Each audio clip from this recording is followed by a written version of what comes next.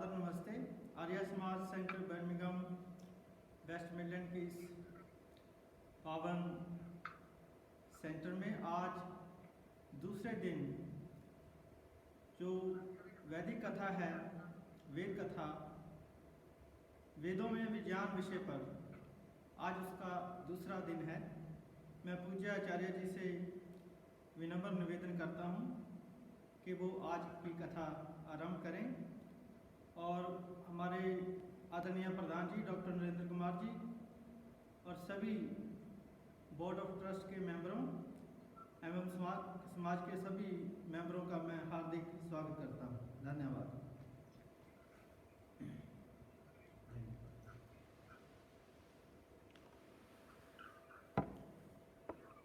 आज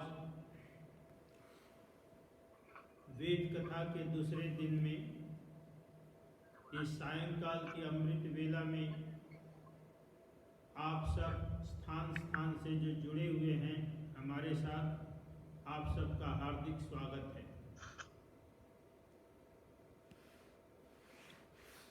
वेद विषय प्रारंभ करने से पहले हम एक भजन गाएंगे जो इसी विषय से संबंधित है। आप इसको एंजॉय करें और आनंद लें।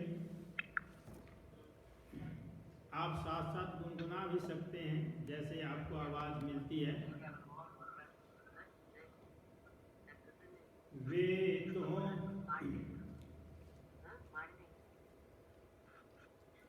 वेदों की महिमा जान जरा, इसमें क्या कुछ है भरा हुआ। वेदों की महिमा जान जरा, इसमें क्या कुछ है भरा हुआ।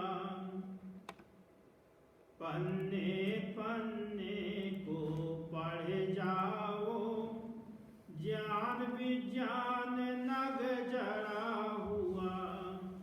पन्ने पन्ने को पढ़ जाओ, ज्ञान विज्ञान नग जड़ा हुआ।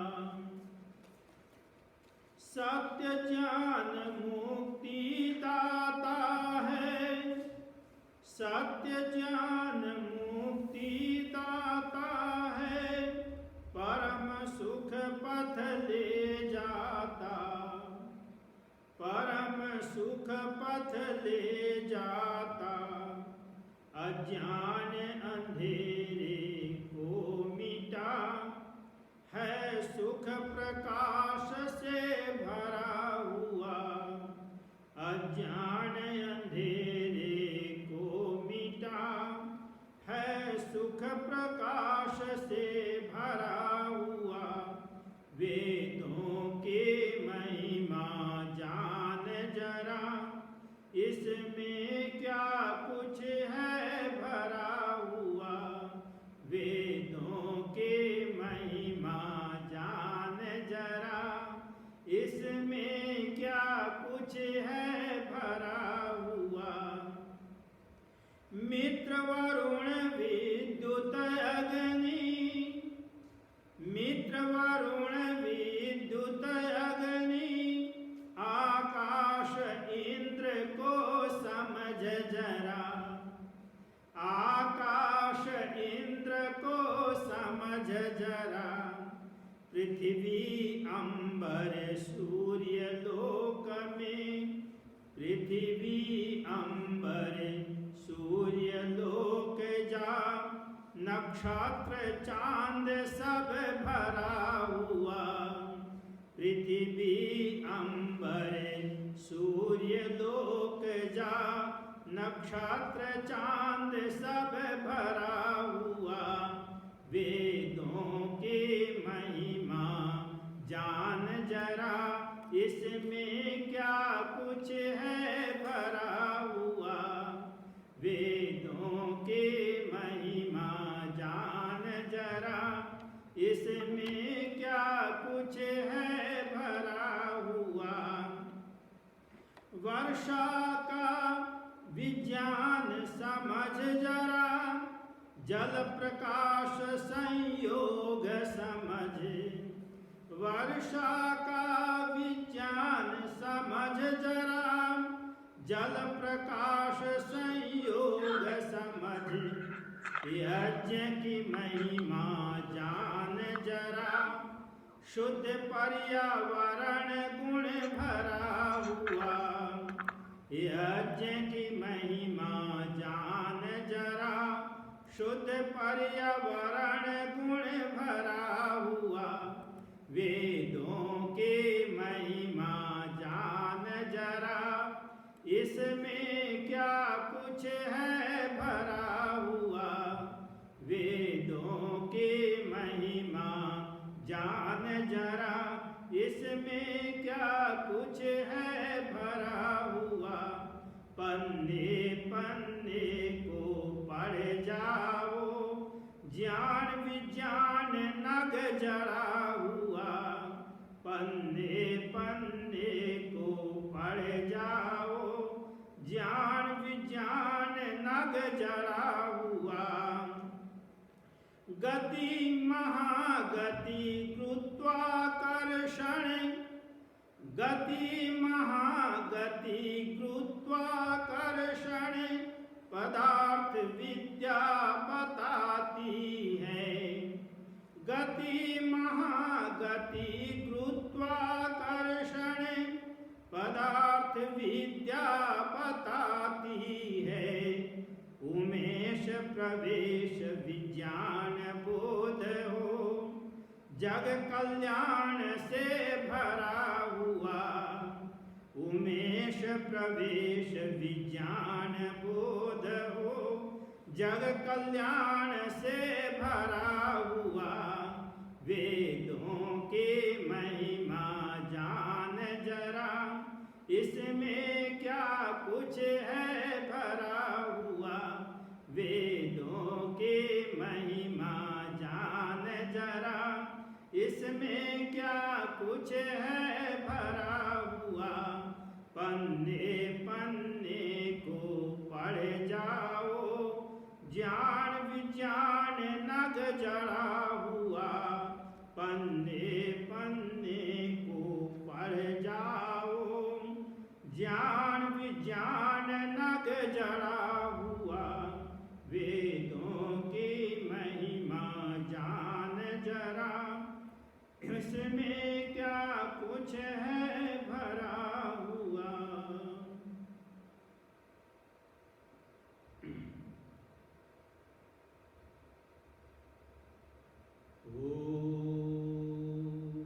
त्वं हि नः पिता वसु, त्वं माता शतक्रतो बभूविथ, अथा ते सुम्नमीमहे, हिरण्यगर्भः समवर्तताग्रे,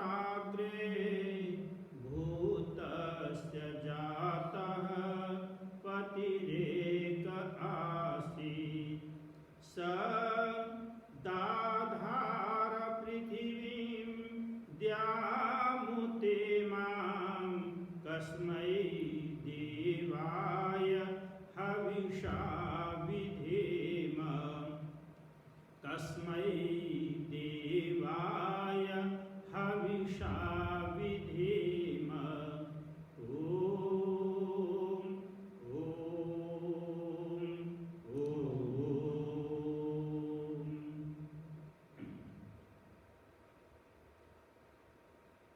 वंदनीय मातृशक्ति,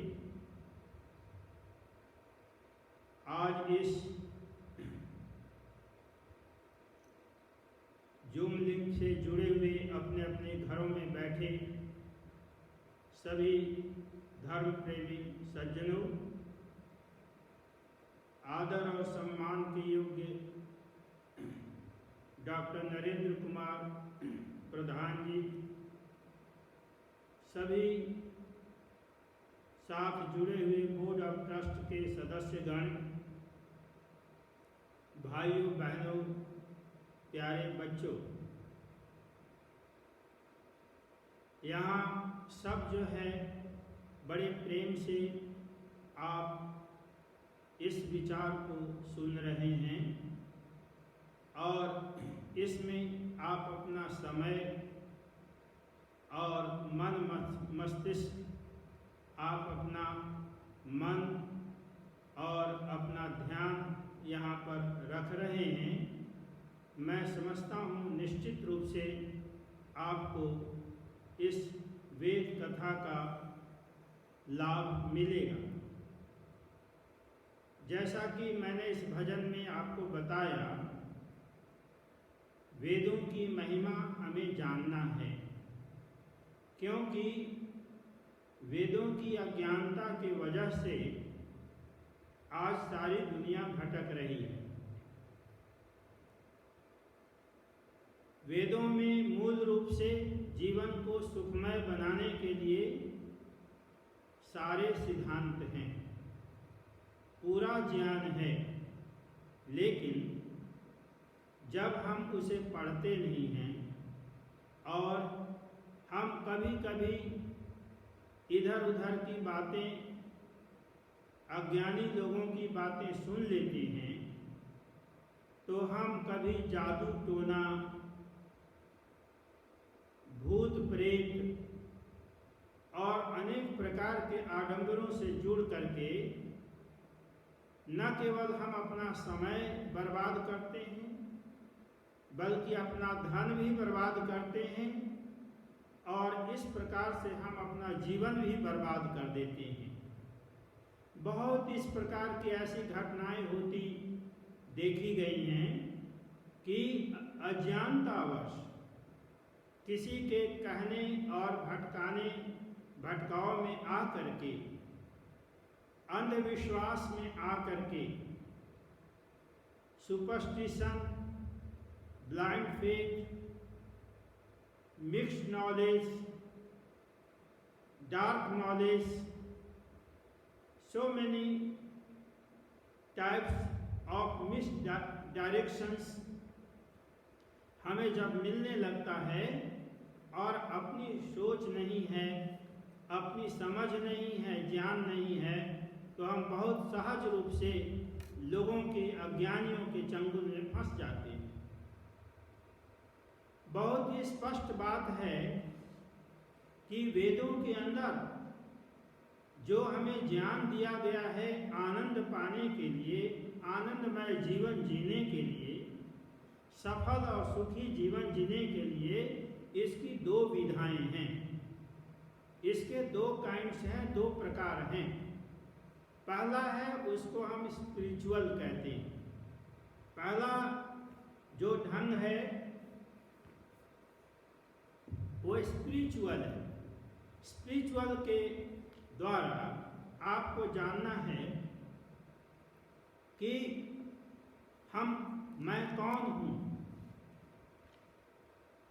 मैं किस प्रकार से इस जीवन में आया हूँ और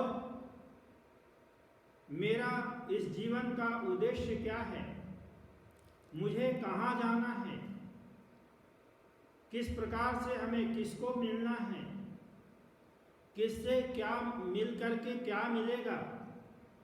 जब ये सारे प्रश्न हमारे सामने आते हैं तो इसमें हमें वेद मार्ग हमें एक रास्ता देती है। तो पहला जो है spiritual knowledge, that is called सत्य विद्या। या विद्या विमुक्तये, जो विद्या है जो मुक्ति के लिए है, धर्म, अर्थ, काम और मोक्ष की साधना के लिए, जो विद्या हमें सीधे जीवन के सत्य कर्म पर चला देती है, वह विद्या सत्य विद्या है। और उसके लिए जो सहायक विद्या है, जो संसार के पदार्थों के साथ हमें संबंध बनाना है और संसार के पदार्थों का क्या लाभ हमें लेना है, कैसे लेना है, कितनी मात्रा में लेना है, जब इन सारी बातों का ज्ञान हमें मिलने लग जाए तो आप समझिए कि इसमें पदार्थ विद्या काम करती है। इसलिए महर्षि दयानंद ने आर्य समाज के प्रथम नियम में ही स्पष्ट कर दिया, जैसे उनकी ये प्रस्तावना थी, जैसे उनकी ये समस्त ज्ञान विज्ञान की भूमिका थी, जैसे संसार के अंदर वेद प्रचार के लिए मन में प्रस्ताव बनाया, वैसे ही सबसे पहला नियम उन्होंने प्रस्ताव के रूप में लिख दिया कि जीवन को जीने के लिए दो प्रकार की विद्याओं की आवश्यकता है। एक सत्य विद्या है और दूसरी पदार्थ विद्या है। सत्य विद्या स्पिरिचुअल नॉलेज कहते हैं, जैसे आत्मा के बारे में, परमात्मा के बारे में, आत्मा और परमात्मा के संबंधों के बारे में, हमारे जीवन की उत्पत्ति कहाँ से हुई है और हमारा इसका अंत कहाँ तक जाएगा, जन्म जन्मांतर की रूपरेखा क्या है, किस लिए हमारा जन्म हुआ है, ये सारे ही प्रकार का जो ज्ञान हमें मिलता है और शुद्ध ज्ञान मिलता है, जो अमृत ज्ञान मिलता है, वह सत्य विद्या से मिलता है। और इसीलिए महर्षि दयानंद ने वेदों का जो भाष्य किया वो बहुत ही सटीक और शुद्ध रूप में किया, क्योंकि अनेक प्रकार के भाष्य उपलब्ध थे। शायन के, मैधर के, रावण के और अनेक प्रकार के ऐसे लोगों के जिन भाष्यों में अनेक प्रकार की त्रुटियां थी, समय समय पर जो आडंबर फैल गए थे और मत मतांतर ने अपना स्थान बना लिया था, कहीं जैनों का, कहीं बौद्धों का, कहीं और जो है दूसरे प्रकार के मत मतांतर, पौराणिक मत बहुत ऐसे हैं जो भ्रामक हैं। ऐसे समय में शायन और मैधर ने जो भाष्य किया, उस समय प्रचलित आडंबर को सामने देख करके उसके अनुसार उसको सिद्ध करने की मुद्रा में वेद मंत्रों का भाष्य कर दिया और संस्कृत के मौलिक अर्थों को ना समझ करके, संस्कृत के वैदिक अर्थों को ना समझ करके, संस्कृत भाषा की गहराई को ना समझ करके सीधे सीधे उसका अर्थ कर दिया और उसे बड़ा अनर्थ हुआ। संसार के अंदर बहुत अज्ञानता फैली। जैसे एक उदाहरण देता हूँ, महर्षि दयानंद ने सत्यार्थ प्रकाश में इसका जिक्र किया है। एक शब्द है सैंधव। वो शब्द क्या है? सैंधव। सैंधव का मतलब होता है, एक अर्थ होता है नमक, साल्ट, और दूसरा अर्थ होता है घोड़ा, अश्व, घोड़ा। तो अगर मालिक खाना खा रहा है, भोजन कर रहा है और उस समय अपने सेवक को बोलता है, कहता है भो भृत्य सैंधवम आनय, अर्थात हे नौकर, हे सेवक, तुम सैंधव ले आओ। और वहां पर वह सेवक घोड़ा ला करके खड़ा कर देता है। तो मालिक भड़कता है, कहता है अरे मूर्ख, यहां पर इस घोड़े की क्या आवश्यकता है? और वही मालिक खाना खा करके, सज धज करके, सब अपने जो है हथियार विपन आदि ले करके, तलवार आदि सब जो है कस करके और बाहर चलने के लिए तैयार होता है। और उस समय सेवक को कहता है भो भृत्य सैंधवम आनय। वैसी स्थिति में वह सेवक जो है दौड़ा दौड़ा किचन में जाता है और वहां से नमक उठा करके ले आता है। तो फिर वहां पर मालिक जो है भड़केगा, कहेगा अरे मूर्ख, यहाँ पर जो है नमक की क्या आवश्यकता है। कहने का मतलब है एक ही शब्द सैंधव है जिसका अर्थ नमक भी होता है, जिसका अर्थ घोड़ा भी होता है, लेकिन कहाँ पर उस सैंधव शब्द का अर्थ घोड़ा लगाना है और कहाँ पर सैंधव शब्द का अर्थ नमक लगाना है, अगर उसका सही सही अर्थ आपको नहीं पता तो फिर वही हाल होगा। खाने के समय में घोड़ा लाया जाएगा और जो है यात्रा करते समय में नमक लाया जाएगा, तो कहीं किसी प्रकार का कोई समस्या का हल नहीं होगा।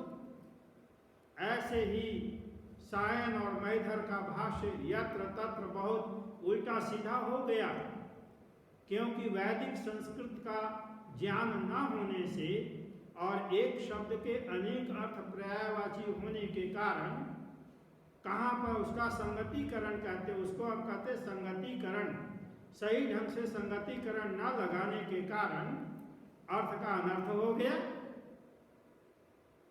तो हमें महर्षि दयानंद ने उसको जो है अर्थ को सही ढंग से संगतिकरण के हिसाब से, संदर्भ के हिसाब से, क्या प्रकरण चल रहा है इसके हिसाब से महर्षि दयानंद ने सभी वेद मंत्रों का अर्थ किया। और ऐसा कोई सांसारिक इतिहास, जैसे कोई समय समय का इतिहास है, राम, कृष्ण, बुद्ध, जैन इत्यादि, बाइबल, कुरान या और अनेक प्रकार के मत मतांतर के जो ग्रंथ हैं, उन सब को देख करके नहीं महर्षि दयानंद ने अर्थ किया। महर्षि दयानंद ने जो क्या प्रकरण चल रहा है वेद मंत्रों के अंदर, किस विषय के अनुसार कौन सा मंत्र आगे आने वाला है और वह मंत्र जिस प्रकरण में चल रहा है और उसका सटीक जो वैज्ञानिक अर्थ हो सकता है, जो मनुष्य के गुण कर्म स्वभाव और सांसारिक प्राणियों के गुण कर्म स्वभाव और सृष्टि के गुण कर्म स्वभाव के अनुसार जो अर्थ उसका सटीक बैठेगा, एक शब्द के अनेक अर्थों में से खोज करके महर्षि दयानंद ने उन सब का सटीक अर्थ किया।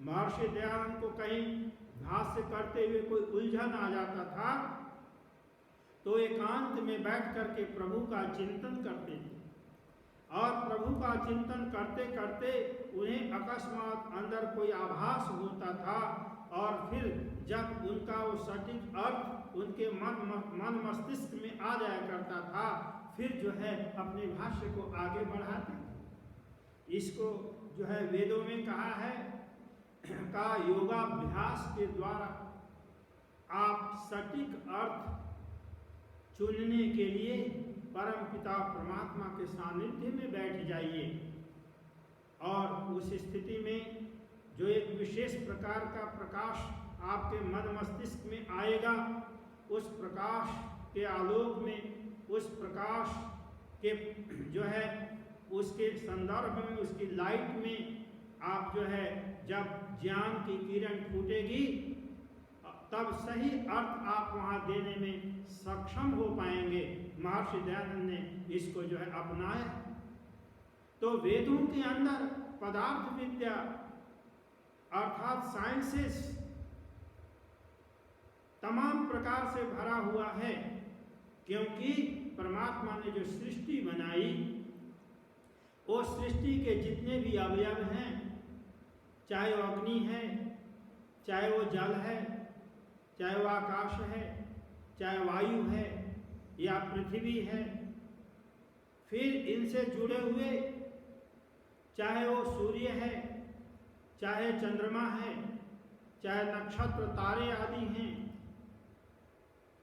अंतरिक्ष के स्पेस जिसको कहते हैं, अंतरिक्ष स्काई स्पेस, जहाँ तक ये वायु काम करता है और जहाँ तक वायु काम नहीं करता उसके आगे जब देवलोक शुरू हो जाता है, देवलोक का मतलब ल्यूमिनियस प्लेसेस, जिसको हम कहते हैं जहाँ सूर्य चंद्र तारों का घर है, ये सब से इन सब पदार्थों के स्टडी करने से जो जिस ज्ञान का विकास हुआ वही विज्ञान है। और इसके बारे में वैज्ञानिक रोज नई नई खोज करते हैं। एक बात याद रखिएगा, वेदों के अंदर जो मूल रूप में ज्ञान है वो सत्य है, लेकिन उसके ऊपर जो खोज की प्रक्रिया चलेगी, सर्च और रिसर्च की प्रक्रिया, साइंसेस की प्रक्रिया चलेगी, उसमें कोई निश्चित नहीं है कि जो एक बार खोज हुआ है वही अंतिम सत्य है। दूसरा वैज्ञानिक उसी विषय पर बैठेगा, चिंतन मनन करता हुआ, खोज करता हुआ, उससे और कहीं आगे उसमें से कुछ और अन्वेषण, कोई और खोज निकाल करके सूत्र निकालेगा, और इसी तरह से, इसी प्रक्रिया से ज्ञान विज्ञान का विषय बढ़ता चला जाता है। एक बात और मैं स्पष्ट करूं, महर्षि दयानंद ने लिखा कि विज्ञान के अंदर अन्वेषण है, खोज है, लेकिन वो सतत चलते रहना चाहिए। और आने वाले ऋषि महर्षियों ने जो मार्गदर्शन कर दिया है उसका मूल भाव विभिन्न भाषाओं में आ चुका है। आज के वैज्ञानिक नई नई खोज करते हैं, लेकिन याद रहे, अगर वैज्ञानिक अच्छे मन से संसार के कल्याण के लिए कोई खोज करते हैं तो उस वैज्ञानिक का इस समाज में, राष्ट्र में, दुनिया में मान होगा कि? और अगर ऐसा कोई शरारती बुद्धि दुनिया के अंदर कोरोना फैला करके दुनिया को मारने के लिए प्रयास कर देता है तो उसका मान नहीं होगा, उसको चारों तरफ से दुत्कार मिलेगा। कोरोना फैलाने वालों ने दुनिया को तबाह करने की नजरिए से तो फैला दिया है, वो भी खोज, उसने भी दिमाग लगाया होगा खोजने के लिए किस प्रकार से उसको फैलाना है, या क्या कहाँ गलती हो गई उस खोज को करते हुए जिससे कि ये वायरस फैल गया। दिमाग वहां भी लगा, खोज वहां भी हुई, साइंस का सूत्र वहां भी चल रहा है, लेकिन लोक कल्याण के लिए नहीं हुआ, इसलिए वह ऋषियों की भाषा में वो विज्ञान नहीं हुआ, वो अज्ञान हो गया। क्या हो गया? वी मतलब विशेष प्रकार से तो हुआ, लेकिन वो क्या हो गया? अज्ञान हो गया। ज्ञान नहीं हुआ, अज्ञान हो गया। लेकिन अब कोरोना को बचाने के लिए जो साइंटिस्ट वैक्सीन बनाने की कोशिश कर रहे हैं, वो बार बार जो है जांच कर रहे हैं कि इस कोरोना से संबंधित और पहले कौन कौन सी बीमारी इससे मिली जुली सी आई थी, उससे संबंधित क्या क्या और हम औषधियां मिलाएं जिससे कि फीवर का समूल नाश हो, जिससे शरीर के कंपन जो है दूर हो, जिससे शरीर के अंदर इम्यूनिटी बढ़ जाए, जिससे और किसी प्रकार से और कफ कोल्ड आदि जितने भी हैं उन सब का शमन हो। एक साथ उस वैक्सीन में क्या क्या पदार्थ डाला जाए, किन किन पदार्थों का साथ डाला जाए जिससे कि लोग का कल्याण हो और इस रोग से निजात हो। वो जब वैज्ञानिक जब कोरोना की खोज करके वैक्सीन बना देगा ट्रायल करके, क्योंकि साइंस का एक हिस्सा, पहला हिस्सा जो है वो अन्वेषण है, खोज है, दूसरा हिस्सा जो है उसका प्रैक्टिकल है, उसका प्रयोग है जिसको ट्रायल कहते हैं। और वो सब करने के बाद में जब वो आश्वस्त हो जाएगा, कॉन्फिडेंट हो जाएगा, कि कोरोना के जितने लक्षण हैं उन तमाम लक्षणों को मारने के लिए इस औषधि में, इस दवाई में जो है सारी शक्तियां आ गई हैं, तब जो है उसको लॉन्च करेगा। तो उस वैज्ञानिक का, चूंकि संसार के कल्याण को सोच करके उसने जो है ये वैक्सीन बनाया है, तो उसका मान होगा, उसका आदर होगा और संसार के अंदर जो है उसकी जय जयकार होगा। तो कहाँ से विज्ञान का विकास कहाँ से हुआ है? देखिए, ऋग्वेद में बड़ा एक अच्छा मंत्र आता है, अन्य जगह पर भी ये मंत्र पढ़ा जाता है। विष्णु कर्माणि पश्यत यतो व्रतानि पश्पसे इंद्र युज्यस्य सखा। कहा कि विष्णु कर्माणि पश्यत, उस विष्णु परमात्मा के कर्मों को देखो। वह परमात्मा के कर्मों, उस परमात्मा के कर्मों को देखो। उसने क्या कर्म किए हैं? परमात्मा ने, परमात्मा का काम है सृष्टि को पैदा करना, सृष्टि को चलाना और सृष्टि को अपने असीम ज्ञान से सृष्टि को जो है समय आने पर इसका संहार भी करना एक परमात्मा के जिम्मे काम है। और परमात्मा के जिम्मे क्या काम है? संसार के अंदर जितने भी जीवात्माएं अलग अलग शरीरों में विद्यमान हैं, जीवन चला रहे हैं, इन सब जीवात्माओं के द्वारा किए हुए कर्मों का सुख या दुख जो फल होता है, बुरे कर्मों का फल दुख और अच्छे कर्मों का फल सुख। तो सुख दुख जो कर्मों का फल जो होता है उसको न्यायपूर्वक, because God is omniscient, He knows everything, whatever is created in your mind or in this universe, God knows everything. आपने कुछ सोचा मन में, जैसे ही आपके मन में वो प्रोड्यूस हो गया, वो क्रिएट हो गया, परमात्मा के संज्ञान में आ गया। आपने कुछ किया, वैसे ही परमात्मा के संज्ञान में आ गया। और परमात्मा, this is why God is ever and very soon competent and able to give you right punishment or pleasure against your karma.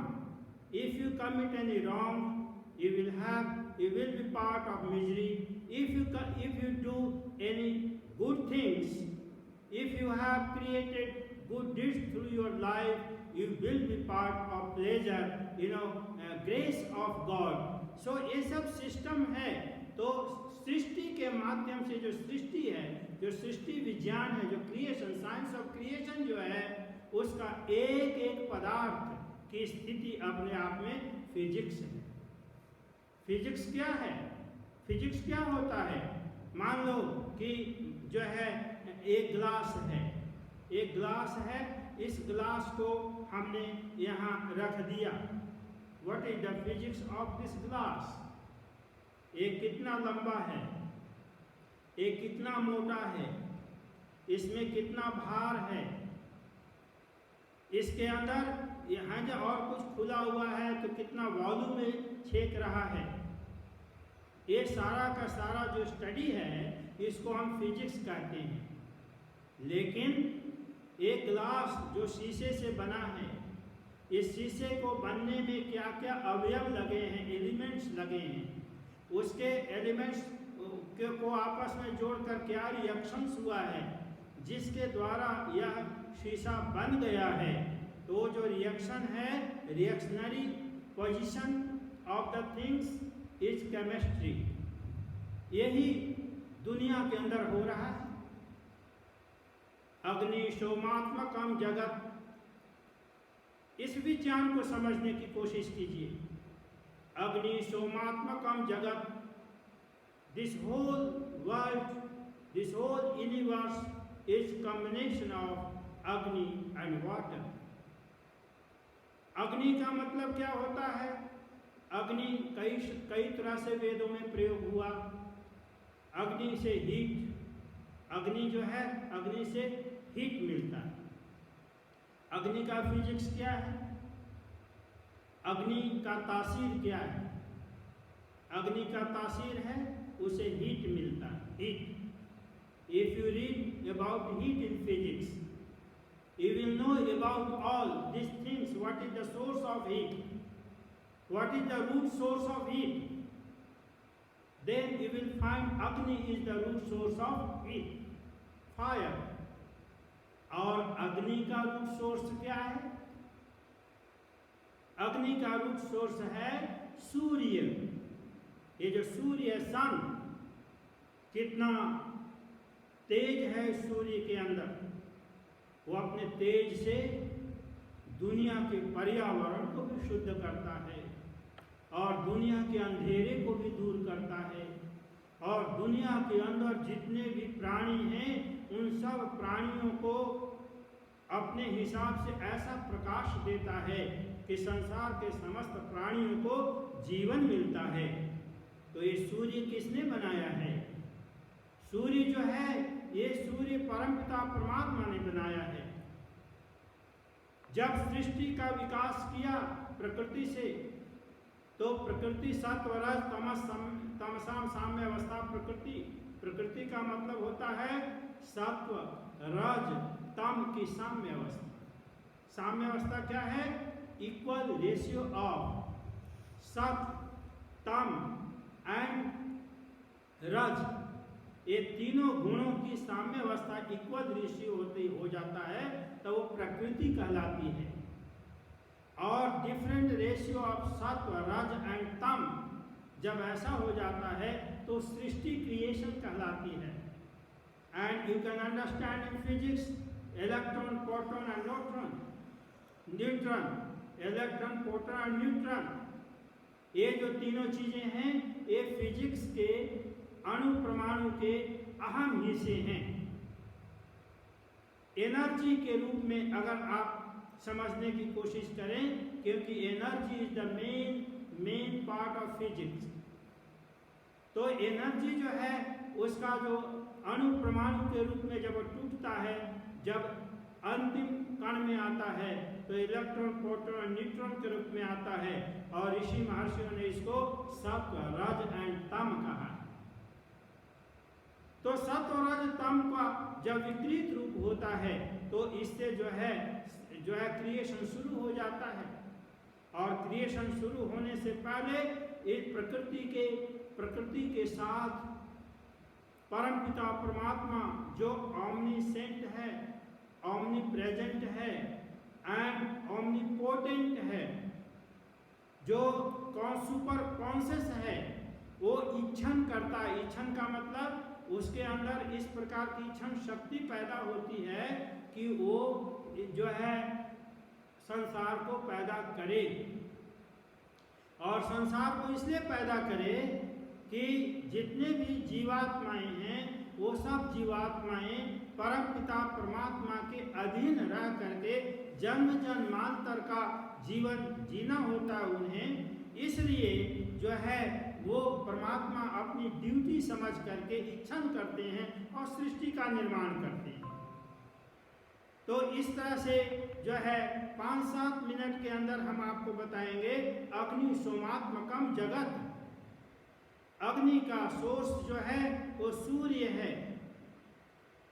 और जल का सोर्स क्या है? जल का सोर्स जो है वो समुद्र है। अब देखिए, अग्नि को मातरिश्वा, अग्नि को मित्र और अग्नि को बलवानल भी कहा जाता है वेदों में। मातरिश्वा, बलवानल अग्नि जहाँ जंगल आदि होते हैं उन जंगलों में प्राप्त होती है। कई बार गर्मी के दिनों में जंगल के पेड़ टकरा जाते हैं और अग्नि पैदा हो जाते हैं, जंगल में आग लग जाती है, आप देखते हैं ना। तो that energy has come from fire, अग्नि। एंड अग्नि का सोर्स जो है वो सन है। अग्नि has come from sun, agni is taking all energy from sun. और जल जो है, जल जिस जल के अंदर भी एनर्जी है, जल के अंदर भी जो है उससे वहां से विद्युत पैदा होती है। और विद्युत पैदा करने के लिए भी आप देखते हैं ना कि जल को मथा जाता है और उसमें प्रकाश का प्रवेश कराया जाता है। इलेक्ट्रिसिटी जो है, लाइट या एनर्जी उसमें पास कराई जाती है और एक सीमित रेशियो में, एक जो है सही रेशियो में जो है जब उसको मथा जाता है जल को, तो वहाँ से जल का जो ऑक्सीजन और हाइड्रोजन जब टूटता है और टूट करके उसमें जो है जब गर्मी पैदा होती है, ऊष्मा पैदा होने लग जाती है, तब जो है विद्युत की तरंगें निकलने लग जाती है और फिर उस विद्युत से संसार का कितना कल्याण होता है। तो जल का मूल स्रोत समुद्र है। आप देखते हैं जल जो है वाष्पीकृत होकर के फिर जो है आकाश में चला जाता, मेघ बन जाता है और मेघ से जब विद्युत का प्रवेश होता है, सूर्य की गर्मी का प्रवेश होता है, तब फिर मेघ जो है टूटता है और फिर जो है टूट करके वह जल अपने दूसरे रूप में आकर के फिर पृथ्वी पर बरसने लग जाता है। तो जल कहीं अपने स्वाभाविक स्थिति में है तो जल है, लेकिन गैस की स्थिति में है तो ऑक्सीजन और हाइड्रोजन है। और जब फिर जो है वो वाष्पीकृत होकर के जब वो बादल के रूप में, बर्फ के रूप में जमने लग जाता है, तब फिर वो जो है हाइड्रोजन और ऑक्सीजन का सम्मिलित रूप बन करके ठोस रूप धारण कर लेता है। तो ये जो है ये परिवर्तन होता, रूपांतर होता है, ये समाप्त नहीं होता। फिजिक्स का एक सिद्धांत है, कोई भी मास जो है, एनर्जी ऑफ मास और जो भी है उसका अपना मूल पोजीशन कभी खत्म नहीं हुआ करता, उसका रूपांतर हो जाता है। कोई भी ठोस पदार्थ गैस के रूप में परिवर्तन हो सकता है, लिक्विड के रूप में परिवर्तन हो जाता है। तो जल का फिजिक्स क्या है? जल का तासीर है ठंडा होना। वो ठंडा है, जल जो है, water is cool and that gives coolness. If water touches है ना your skin, that you will feel coolness, ठंडा, कोल्ड। तो ये उसका फिजिक्स है। पर जल जब बनता है, जब ऑक्सीजन और हाइड्रोजन के मेल से बनता है, जो है हाइड्रोजन का एक हिस्सा, हाइड्रोजन का दो हिस्सा, जब हाइड्रोजन का एक मॉलिक्यूल जब हम उसमें डालते हैं तो उसका दो पोटेंसी होती है H2, और ऑक्सीजन का एक मॉलिक्यूल उसमें मिलाते हैं तो उसकी पोटेंसी होती है 16। तब क्या बन जाता है सूत्र? H2O। और H2O जब जो है वैज्ञानिक का काम है कि कितनी मात्रा में जो है ऑक्सीजन मिला रहे हैं एक घड़े में। वेदों के अंदर एक मंत्र आता है कि एक घड़े में जो है वैज्ञानिक अथर्वा ऋषि जो है एक घड़े में ऑक्सीजन डाल रहे हैं और उसी घड़े में जो है हाइड्रोजन डाल रहे हैं। और जब एक ऐसा समय आया कि एक जब उचित मात्रा में जल के लिए ऑक्सीजन और हाइड्रोजन जब वहाँ प्रवेश कर जाता है, तो उस समय देखा, अथर्वा ऋषि ने देखा कि वहाँ पर जो है वो जल बन करके तैयार है। तो वहाँ से उसने सूत्र निकाल दिया। सूत्र निकाला कि water can be form with H2O, with the combination of hydrogen and oxygen.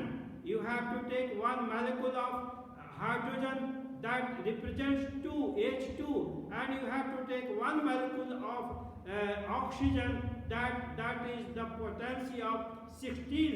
तो इस तरह से, क्योंकि विज्ञान का मतलब क्या होता है? खोज करना। वेद में बता दिया कि हाइड्रोजन मित्र और वरुण के मेल से जल बनता है। मित्र का मतलब है ऑक्सीजन और वरुण का मतलब जो जल का सोर्स है। वरुण जो है वो जल का सोर्स है, उसमें जो है हाइड्रोजन होता है।